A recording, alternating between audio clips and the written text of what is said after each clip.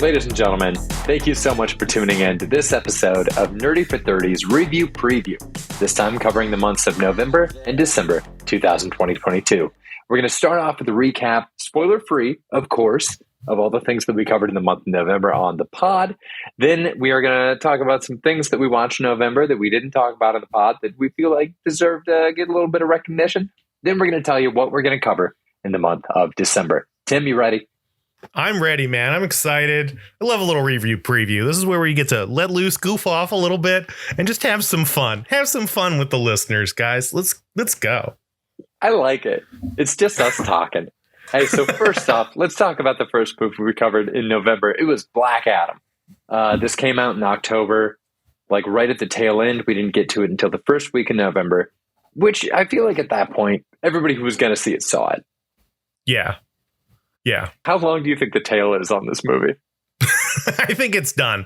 I think it's the biggest opening day of The Rock's career, which you can attribute to inflation. Was it really? Oh yeah, my God. That's what he said. Don't adjust that. Yeah, just keep it. Well, compare this to Scorpion King. It's the Fast and the Furious is what it is. But he's like, but as a leading man, he made sure to differentiate that, because he's not the lead in Fast and Furious. So technically he's a bigger opening weekends. But I mean, it's this or Skyscraper or that one he did with the giant monkey or that other one he did with the giant monkey. Like, there are just a lot of not a lot to draw from. Wait, did he do two? He didn't do two Rampage movies, did he? There was just the one Rampage movie. I just swear he did another one with a giant animal. I could be making that up right now. Oh, that it completely checks out. The Rock being in a beige button-down short sleeve shirt in the jungle is the same kind of like recurring movie nightmare that we get with James Marsden on a road trip with a CGI animal. It just keeps happening. I've seen that meme where they just like there's like 4 shots of The Rock and they're like, these are 4 separate movies, and it looks exactly the same. He's not very method, our guy The Rock. And I'll tell you what, my method of enjoying Black Adam has been to not think about it since then. And when it comes out on HBO, I'm gonna watch it again. I'm telling you right now.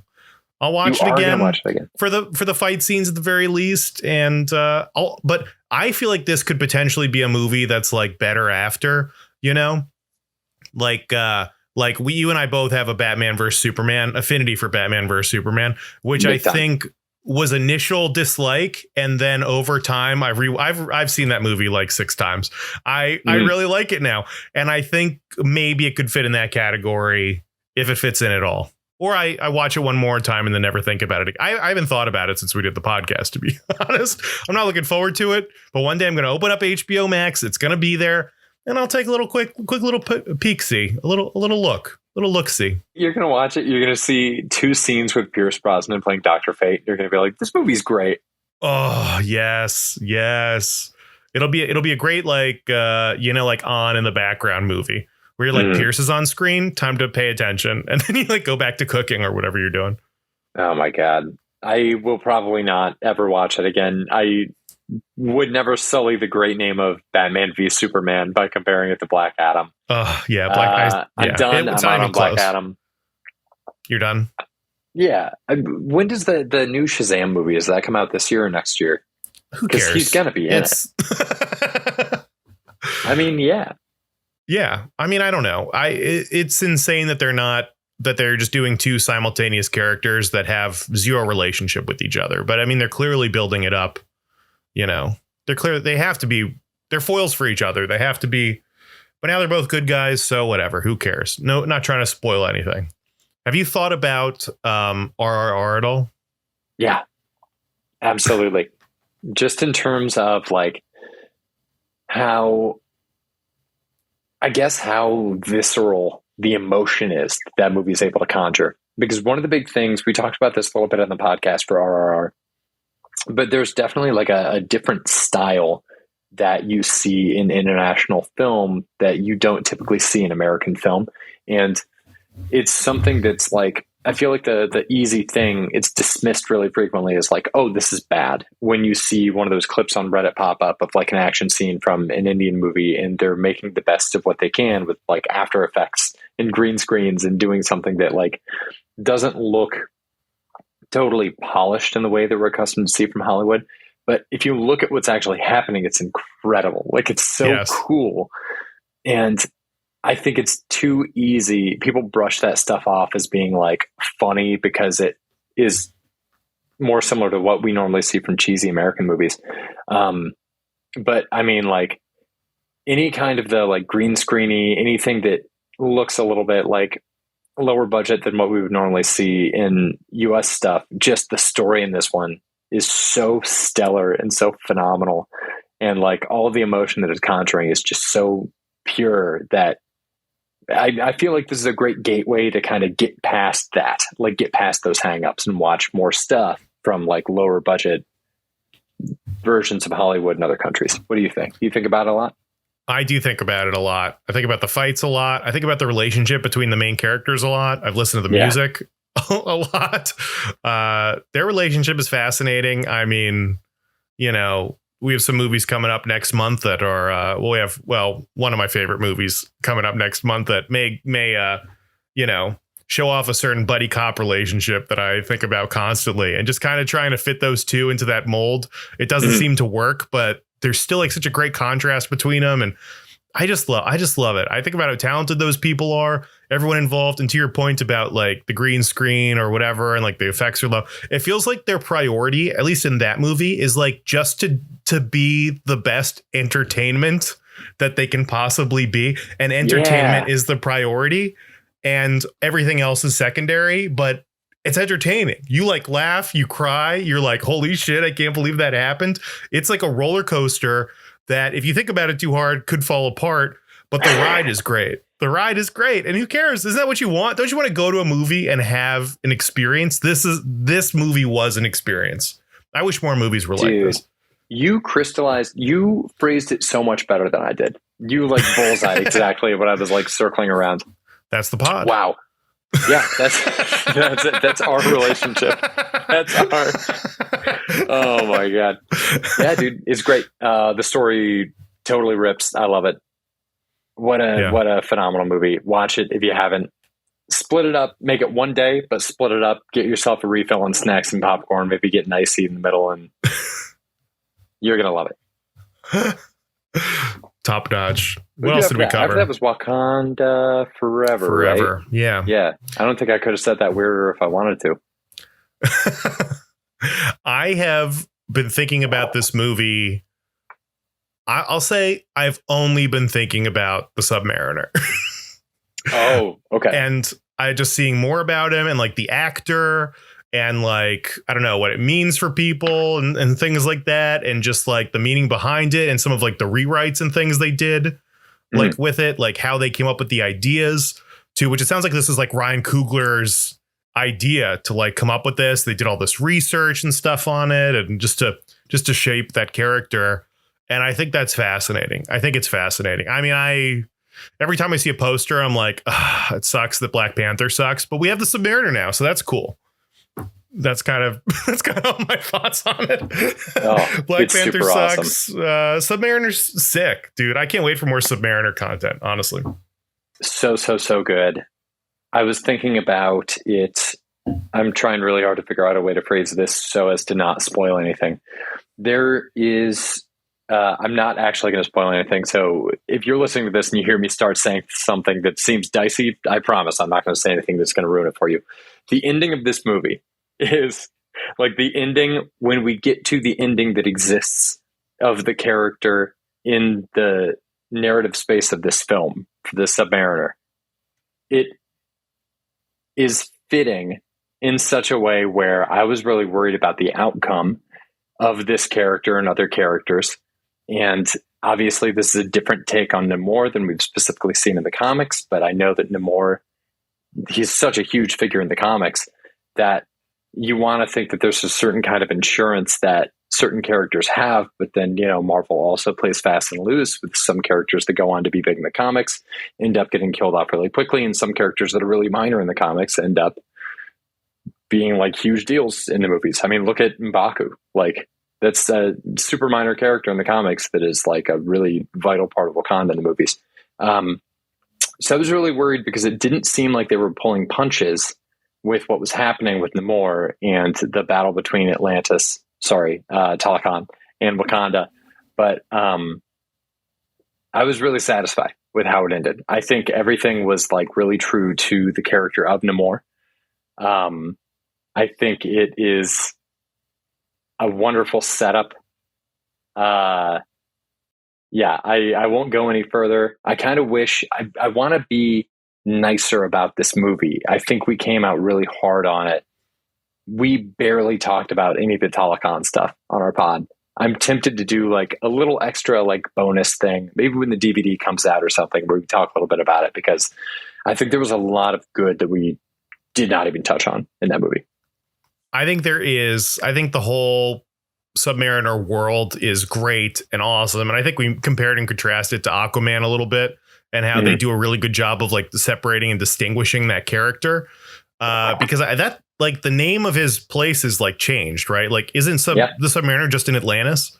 Yeah. Right. So like they create an origin for this character, and they like reboot this character, not in a movie sense, but in like a fundamental character sense. And it somehow is so perfect and so satisfying. And probably I'm trying to think about the best way to word. It's one of the best things Marvel has ever done. But I want to make it a more specific compliment than that. It's like the best repackaging of a character. It might be the best repackaging of a character that Marvel has ever done. I can't think of anything. It'd be like the Guardians of the Galaxy or something that like, but that was like almost an unknown that they turned into something like amazing. Whereas the Submariner is like one of the oldest characters they have, very well known, prevalent in the comics, and has a fan base, and yet they repackaged him in a way that was awesome. I mean, it was great. I mean, there are good things to say about Wakanda Forever. Unfortunately for me, they're overshadowed by the things that aren't great. So whatever, I'll rewatch it, but I'll probably be fast forwarding through some of it. Man, it's I think at its best, that's what the MCU does, is they take from 80 to 100 years of Marvel comics, and they look at all these storylines and they just pluck what parts of continuity really work for the specific story that they want to tell. Like they set that central dramatic argument and they pull from continuity. So it's like, this is a character that you recognize, but it's maybe repackaged is the best way to put it. They're always like, they're polished up. It's like, this is the best that this character can be. I always think about when I first heard that they were trying to make an Iron Man movie back in like 2006, it was like, why? Like, this character's super boring. I yawned whenever I saw him on the page. There was nothing really fun about him. And then they just distilled it. So we should figure out something that we can use as a term like that, like the biggest, maybe the delta between where a character was in the comics and where the MCU was able to take them. Like, because that is a definite thing. For me, it's like Iron Man is a huge thing. Like out the gate, they took this character that was pretty dull and made it like cinematic icon.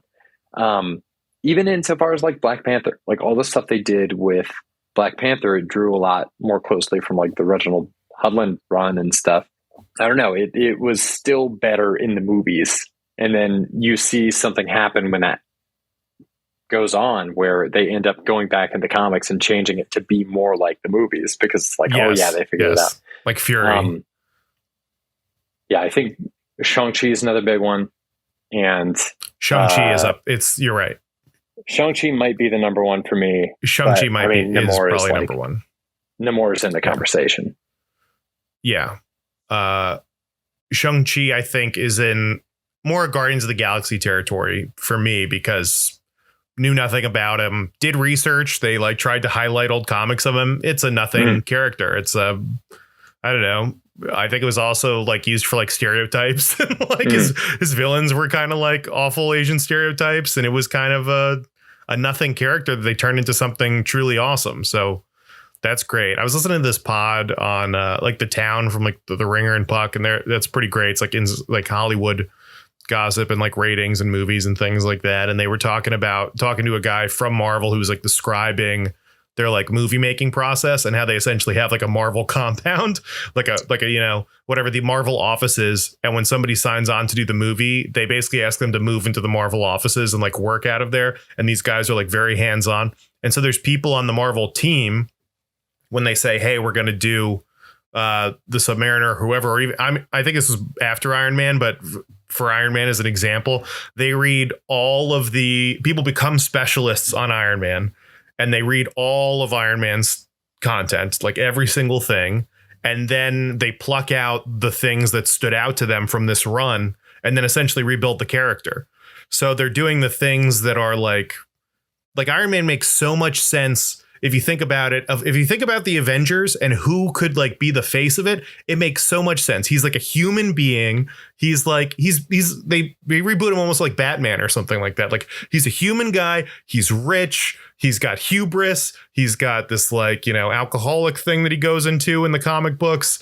He's got so many flaws and yet can be a redeemable character. And there's something about him where like anyone thinks they could get into a suit and be Iron Man. There's something like relatable, like Batman, where you're like, I could be Batman in a way that you can't be Superman.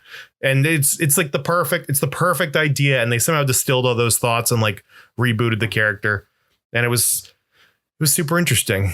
Kevin, we haven't gone over the menu yet. We're recording this pod out of order. We're about to record our menu pod, spoiler-free review, the menu. We're hearing each other's takes for the first time. Review. This is exciting.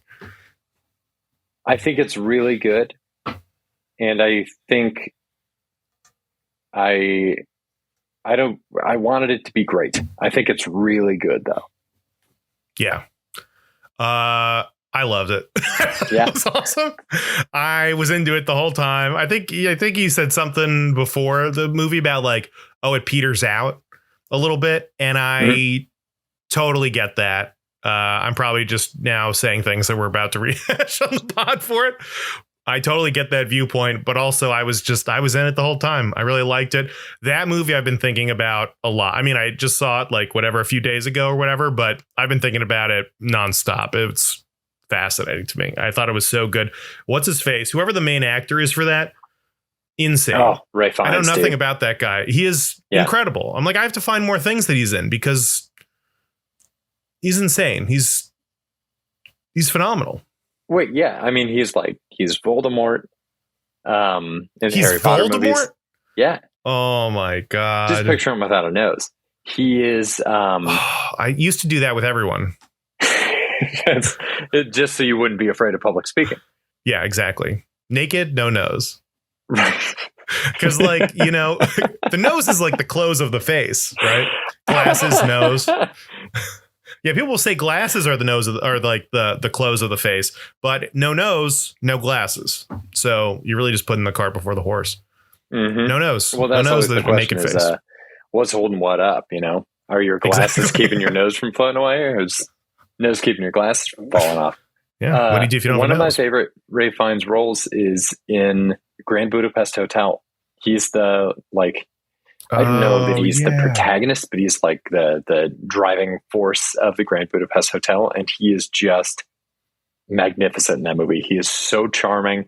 He is such a scumbag, but a really lovable character in it. You got to check it out. Yeah. Okay. I don't want to talk about this movie anymore because, shame on us on it. We're recording the pod right after this. So yeah. I don't want to talk about it anymore. I want to save some menu energy for the next part. Kevin, what's our next thing we're going into? Oh, let's see. We're going into talking about some stuff that we watched this month that we didn't talk about on the pod. Is there anything that you watched where you were like, hey, you know what? That was really good. I watched, 3 things come to mind. I watched Don't Worry, Darling, which I don't know if I have much to say about, to be honest. I thought it was fine. It was fine. It was a little redundant after a while. It's the kind of thing where it's like, oh, immediate.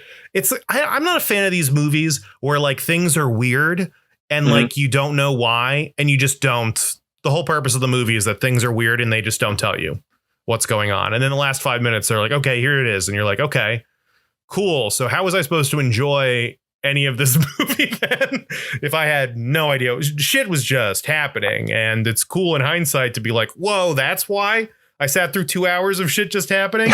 So it was fine. Didn't love it, hate it. It was just blah. One thing I watched that I loved, Kevin, is Stephen Colbert for Comic Relief did a CBS live special called Pickled, which was a celebrity pickleball tournament to raise money for this charity. And like Paul Scheer's in it, like June Diane Raphael, Emma Watson's in it, Dierks Bentley's in it, Will Ferrell and Tig Notaro are in it, and Stephen Colbert is hosting. And what's his face? John. Oh my God, I'm blanking on his name, but one of the guys from The Daily Show. And it's like classic Stephen Colbert, where it's like he's not weighted down with like the politics of having to host like a late night show. They're just doing dumb bits. They have a mascot called like Half Sour Dill or something like that. And he's like really sad and depressed. And they just keep cutting to him like on the side, like just lying on the court. And Stephen Colbert keeps telling him how much he loves him. It's just like so many dumb bits. They have like, I don't know, some weird sponsors that they keep throwing to. It's like just goofy and fun. And I loved it. And I kind of really got into pickleball. I'm seeing it everywhere now. Pickleball is the new thing, Kevin. I don't know if we have the funds to sponsor a pickleball league or get a team going, but we got to get out there. We got to get out on the streets and start pickling, dude. I've seen nothing about. I'm aware that pickleball is getting big. I've seen nothing about like pickleball being on TV, though. I was definitely not aware of this. This happened this year. I just opened the Paramount Plus app and it was there. And it was fun. It was a nice time. It was just a nice, pleasant, nice jokes, just them goofing off, having fun. It was the kind of thing that made me miss Stephen Colbert. I was like, I wish he just did more like just funny stuff, like when he would like, I feel like there were bits he would do where he'd just come out and like host an award show or just like do a bit where he's presenting or something like that. And him and Colbert did like that whole dance about like Scully. Do you remember that? They had that song where like everybody's talking about Scully, and they said they wrote it like last year, and the whole bit is that this like is just all. So the whole song is about like I don't know, whatever. They just used to do goofy. He used to do goofy shit all the time, and I feel like that doesn't happen anymore because he's like a serious late night guy, and this was just like goofy, dumb shit, and it was fun. It was enjoyable. Dude, maybe late night should be a rotation. Maybe it should be you run for late night and you get elected to like host the Tonight Show. You get 4 years. You can reapply to do it for another 4, and then you're done. That Weekend Update anchors, we got to cycle these people out. I saw that Michael Che and Colin Jost are now the longest running anchors in Weekend Update history. They've done over 10 seasons together. Wow. It's crazy. It feels like longer. Feels like they've been there forever. Boy. I walked right into that one. I enjoy them a lot. What else you got? You said you had three things. The other thing I wanted to talk about is the show that I am watching called Warrior Nun. I feel like we've talked about Warrior Nun before. It is a terrible show that should be great, and I have a really hard time watching it, but I keep watching it because I want it to be good, but it's not. It's the name alone.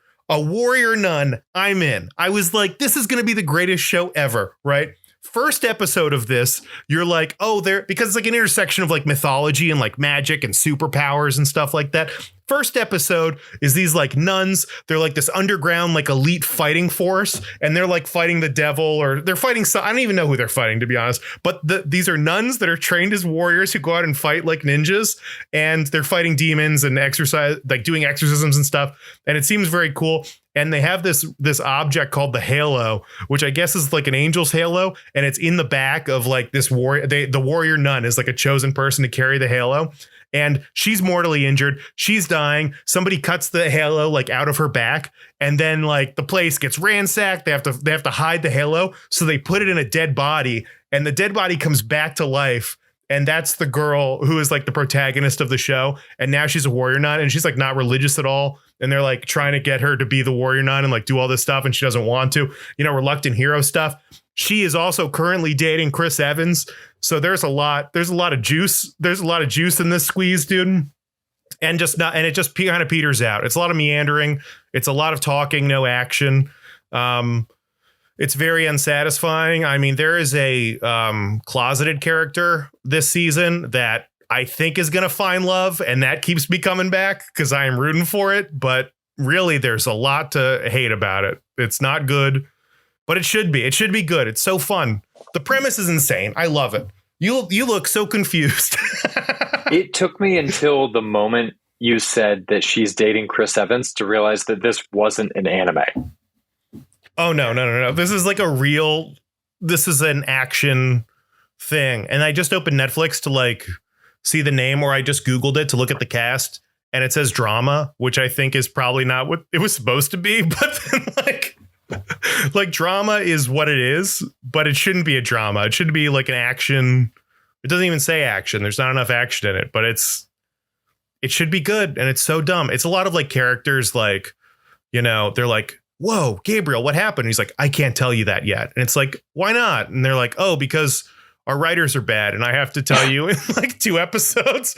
Like, there's no logical reason for anything that's happening. People give each other advice that doesn't make any sense. It's such a pile of shit. I keep powering through it because I have faith. I don't even know. This is my religion, is coming back to the show Warrior Nun time and time again, just to be disappointed, just to be let down again. So that's my cross to bear, so to speak, is Warrior Nun. It's your cross to bear. It's your halo to wear. Yeah. Wow. This thing sounds insane. I'd never heard of this before today.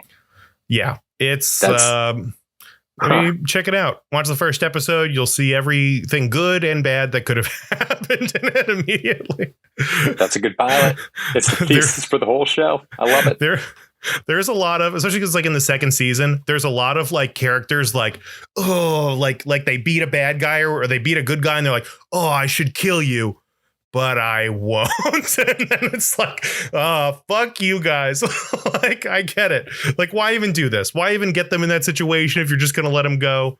It's just like all the classic, like, this is a TV show and we have to get more episodes out of. Like, they had an idea for like a movie and they've just stretched it out, and it's bad. It's so bad. But I don't know. I want it to be good, Kevin. I have to believe in something, you know. Damn. So what about you? You got anything you watched that was cool? Let's see. Loving Spy Family. Huge fan of Spy Family. Oh, Spy Family good? That one is an anime. It's terrific. So good. Really been enjoying that. Been loving season 2 of White Lotus. Was really wondering. I watched season 1 of White Lotus late. I think I watched all of that in like August of this year. So totally missed the boat on it last year whenever it was out. I haven't seen any of it. I mean, really, really good. First season, I was like, this will be fine. I get what this is going to do. Actually, if you're trying to have something to ride the high after the menu, White Lotus would probably be pretty good. That's you can do a little bang bang there between the menu and White Lotus season 1. And where season 1 left off, I was like, this is great, but I have no idea where you go for a season 2. They went anthology with it and went to a different location, and it's nice. Just as sharp. So good. A whole new cast of characters. The characters were so good in the first season. It was really sad to not bring back those same people. Cast in the second season, super strong. It's got one of the dudes from The Sopranos in it. It's the only time I've seen him not be someone in The Sopranos. And I'm realizing how much of his acting in that show was a choice, and it's blowing my mind. You thought it was like a real Italian mobster who like just walked on the set every day? He has that vibe. It just makes me really appreciate the extent to which he's able to bring that energy. It's Amen. Wonderful. So highly recommend all those. Spy Family, season 1 of White Lotus, season 2 of White Lotus. Cool. Want to move into December? Yeah, dude. Let's talk December. What's coming up? Right. I'm chomping at the bit. Exactly I want to know what's coming up. Tim, tell me what we're doing. Last year in December, I don't know if we tried to do this. We only talked about action movies. Something about it just felt right. So we're doing it again this year, bringing it back with seasons beatings. All December long, we're going to be talking about action, murder, mayhem, all the stuff you love in the holiday season. We're going into full action mode. Violent Night is coming out in early December. I cannot wait to talk about this movie. That's the one where David Harbour plays a killer Santa. I'm so excited about that. I'm so excited about David Harbour. I'm so excited about that movie. I think he's out for justice. I think he's saving the kids. I think he's a justified violence Santa. Justified violence Santa. That's the only kind of Santa I want. December 15th, we're making good on a promise that we made you last year. On our last pod of 2021, we had Michael B. Breen, the famous sports announcer, on this show. We talked about the movie Lethal Weapon. During the course of the conversation, Breen was trying to argue that Lethal Weapon and The Nice Guys, also written by Shane Black, were the same exact movie. We've debated it multiple times since then. We promised you on that podcast that we were going to have Breen back on the pod for a double feature episode where we compare and contrast The Nice Guys from the year 2016 with Lethal Weapon 2. We're finally doing it. December 15th, we're talking The Nice Guys with Breen. December 22nd, he's coming back. We're talking about Lethal Weapon 2. I'm so excited. I can't wait for this. This is so great. I'm excited to watch both of these movies. Dude, I love it. And you guys have never seen, I've never seen Nice Guys. Y'all have never seen Lethal Weapon 2. So this feels like a real home and away. This is nice. Oh, that's nice. Yeah, I forgot that you hadn't seen Nice Guys yet. Nice Guys is one that I return to a lot. I mean, Really? I really, really enjoy The Nice Guys. I'm really excited for you to see it. I'm wondering how much you are going to keep up the artifice of hating this movie for the sake of the bit and how much you're just going to cave and admit that you love the chemistry. It's no RRR, but there is real chemistry between Gosling and Russell Crowe in that movie. I'll believe it when I see it. I almost, I wanted to watch it after you guys kept talking about it, but then I was like, no, wait a year. It'll mean more. Yeah, really stew on it. Take some time for you. December 25th, Christmas Day, we're going to be dropping you a holiday bonus pod. We're not saying what it is, but we are saying that you're going to like it. We are saying that it is full of action. And then to round out the year, one that I'm personally extremely excited for, it's the second annual Rennie Awards. The Oscars, the Academy Awards. Well, Nerdy for 30, we have the Rennies, the Ryan Reynolds Award for Excellence in Film. We're going to be picking brand new categories, bringing back a few favorites from last year. We'll put up a vote on the Instagram. You can help us pick between a few categories we have in mind.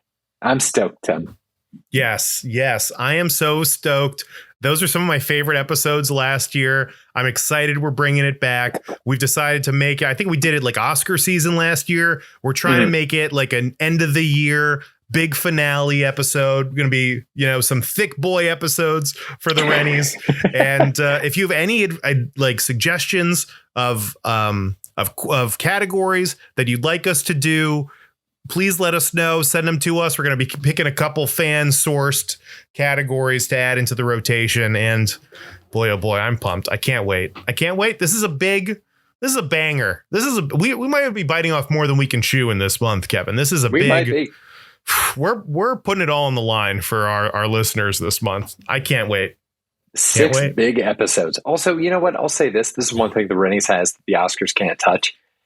The Oscars, you're limited to just 1 year worth of movies. There's no dogfight between Top Gun and Top Gun Maverick. It can't happen. The Rennies, the open movies for this award show, it's everything we talked about on the podcast in that calendar year. Yes. So it's the only one where Sonic the Hedgehog 2 is going up against The Nice Guys from 2016. I've heard from what I've heard, the Everything Everywhere All at Once and Top Gun Maverick in the Oscar conversation, in the Best Picture convo. So, we might be listening to him again around Oscar time. But we'll see. So, oh my God. These are some real, Sonic 2 also should be in that conversation, but we've got some real Sonic bangers 2 in there. gets snubbed for the Oscars, I'm going to be pissed. Idris Elba gave it his all on that movie. He did. And I welcomed it warmly. I was very excited about it. Dude, so pumped about the Rennies. I think we're planning on taking a week off the beginning of January, and then we're coming right back. We might do a review preview for December. Who knows? We're doing the Rennies. That's even better. So maybe we'll come in fresh for January, and it's going to be great. I can't wait, Kevin. How nice is this? The holidays are coming up. We got a bunch of little holiday treats for everybody. Ugh. Oh, so nice. I love it. Your stockings are about to be filled. Thank you so much for listening. We'll be back here. That feels like a threat. It's fucking season's beatings. Your stockings are about to be filled with nickels. I'm going to come on by. Oh, okay. Beat your ass with Okay. it. Nickels, good. We'll be back here on Thursday. Till then, stay nerdy, everybody. Bye. Stay nerdy. Bye.